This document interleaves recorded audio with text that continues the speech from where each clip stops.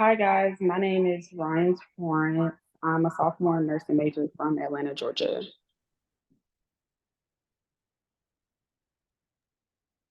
Hello, my name is Sierra Morton. I'm from Brownsville, Tennessee, and I'm majoring in cardiac respiratory care sciences.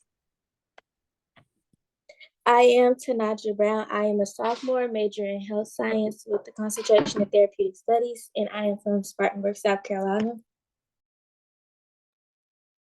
Hey, I'm Talaya, a sophomore, majoring in nursing, minoring in health information management, and I'm from Louisville, Kentucky.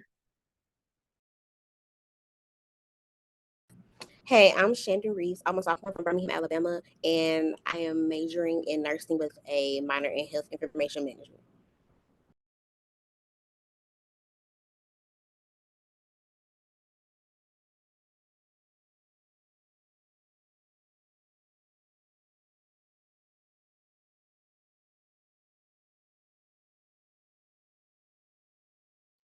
Y'all can see it? Okay. So this is group 4. And the purpose of our presentation is to summarize a healthcare related bill that is pending in Congress, House of Representatives, or the Senate. All right, so the House bill number that we chose is 7292. The bill title, Health Access Act, Health Accelerating Consumers Care by Expedited Self-Scheduling Act. The bill summary is to amend Title 11 of the Social Security Act to lower barriers to increase patient access to healthcare.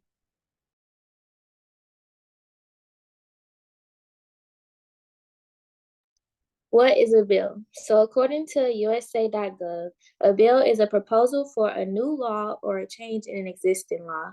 The idea for a bill can come from a sitting member of the U.S. Senate or House of Representatives, or it can be proposed during their election campaign.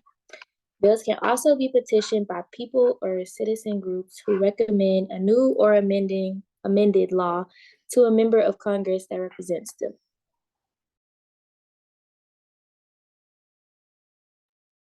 Bill status and sponsors. So the status is that the bill was introduced on February 7, 2024. It is at a 25% progression rate. Pending the House Subcommittee on Health Committee, and the sponsors include Representative Blake Moore, Bradley Snyder, Nicole Maliotakis, and Jimmy Panetta.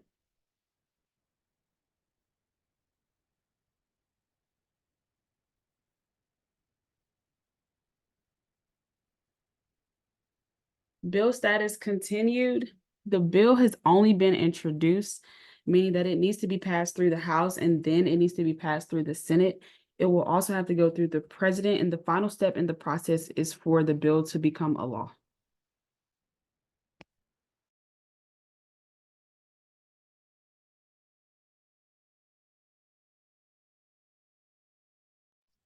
So, some information on the bill. House Bill 7292 was introduced in the U.S. Congress on February 7, 2024.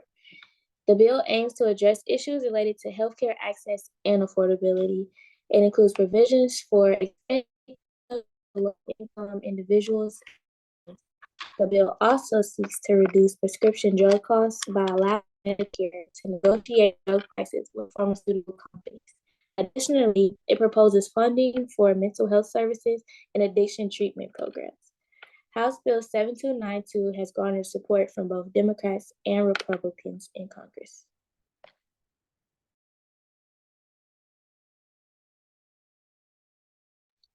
So, what is the Social Security Act? The Social Security Act is a bill designed to pay retired workers age 65 or older a continuing income after retirement. This bill was signed in 1934 by President Roosevelt, and after signing the act, Social Security cards were in full effect, which are used to track workers' earnings and benefits, and these are still used to this day.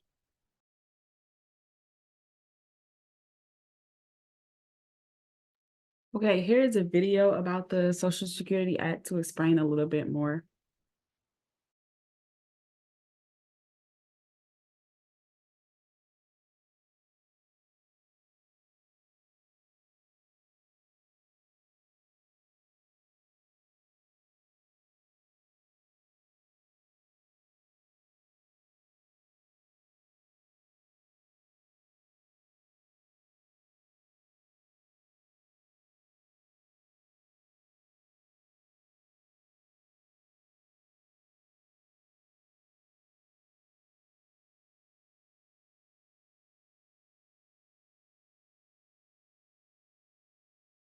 Is everybody muted?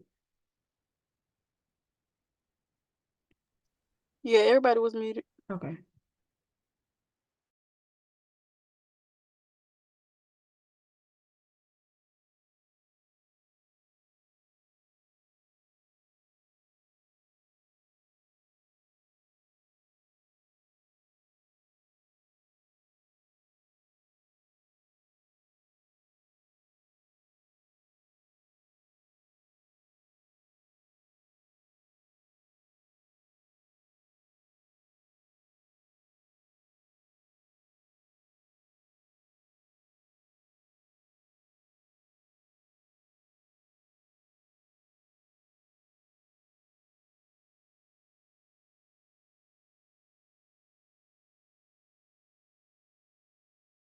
Y'all, I have no idea what is going on. Do you want me to play the video and turn my camera around? Yeah, you can just play it. Okay.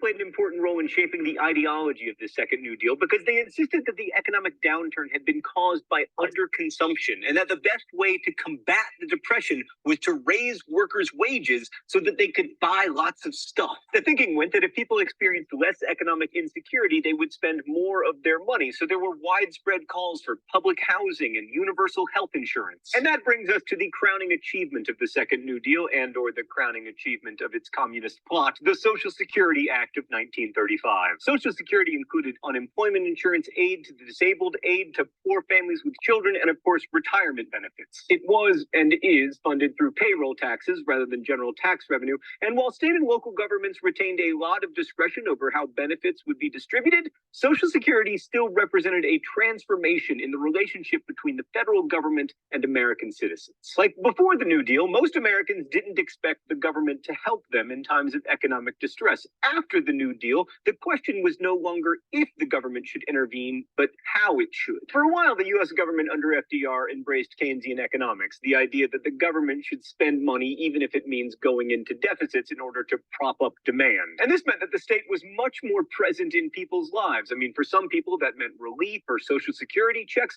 For others, it meant a job with the most successful government employment program, the Works Progress Administration. The WPA didn't just build post offices, it paid painters to make them beautiful with murals. It paid actors and writers to put together plays and ultimately employed more than 3 million Americans each year until it ended in 1943. It also, by the way, paid for lots of photographers to take amazing photographs, which we can show you for free because they are owned by the government. So I'm just going to keep talking about how great they are. Oh, look at that one. That's a winner. Okay.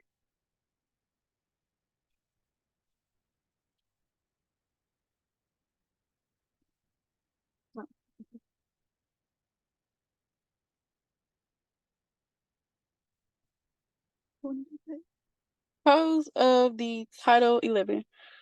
Uneducated people may wonder, what are the pros to amending the Title 11? There are many pros to amending it. The most important pro is that there could be potential expansions in coverage.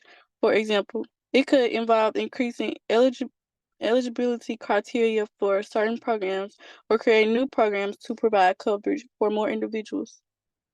The goal would be to ensure that more people have access to affordable healthcare services and insurance plans.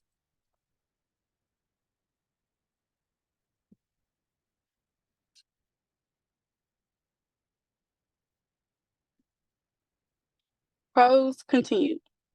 Expanding coverage is a pro because this means that more people might get covered under insurance plans, which will reduce the number of uninsured patients. Streamlined services may come, and this is a pro because it could simplify the process of getting healthcare services, making it less of a headache for patients to navigate the system. Tech improvements come with it also, and this is a pro because updating tech can make patient data more reliable and secure. This will also reduce costs, and this is a pro because by making the system more efficient, it may lower costs for both patients and providers, which is a win-win for both parties. All of this will make better outcomes. With easier access, patients could get timely care, which usually means better outcomes. The goal is to improve the system so that it works better for everyone involved. and also making healthcare more inclusive and accessible for everyone who needs it.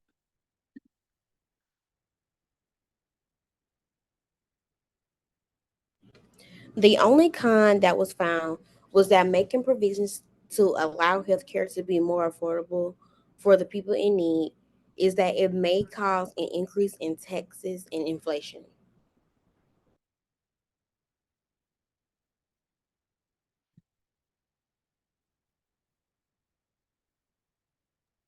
Thank you.